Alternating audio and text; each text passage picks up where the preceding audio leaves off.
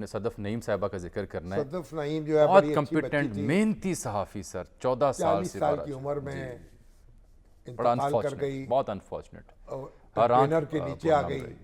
اللہ تعالیٰ اس کی مغفرت کرے. اپنی کمٹمنٹ کے ساتھ اس کے ایک بیٹا اور بیٹی دونوں جی 20 سال کا بیٹا ہے، 17 گورنمنٹ سال کالج کی یونیورسٹی بیٹی میں ہے. پڑھ رہے ہیں. جی اور اس کے ہسبینڈ جو ہے وہ بھی کیمرہ مین ہے، تو بڑی محنت کر کے یہاں تک پہنچی تھی بچوں کے لیے، خاندان اللہ کے لیے. تعالیٰ اس کی یہ قبول فرمائے قربانی.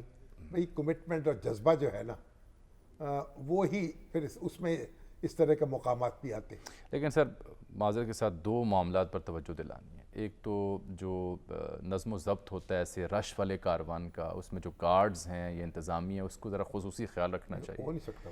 اور دوسرا مسئلہ یہ ہے کہ ہمارے کچھ صحافی دوستوں کی ٹریننگ بھی ہونی چاہیے، اور جو ادارے ہیں ان صحافی دوستوں کے ان کو بھی ان کی ٹیک کیئر کرنی چاہیے.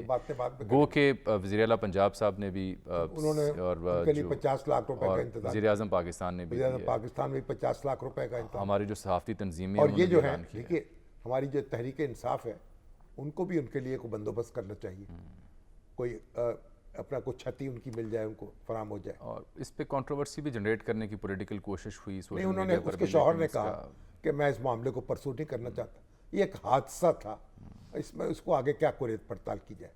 وہ اپنے جوش و جذبے میں خان صاحب سے بات کرنا چاہتی تھی، کنٹینر پہ چڑھنا چاہتی تھی، وہ چڑھ نہیں پائی، ہاتھ سلپ کر گیا یا کسی نے اس کو دھکا دے دیا. جو کچھ بھی ہوا وہ اللہ کو پیاری ہو گئی.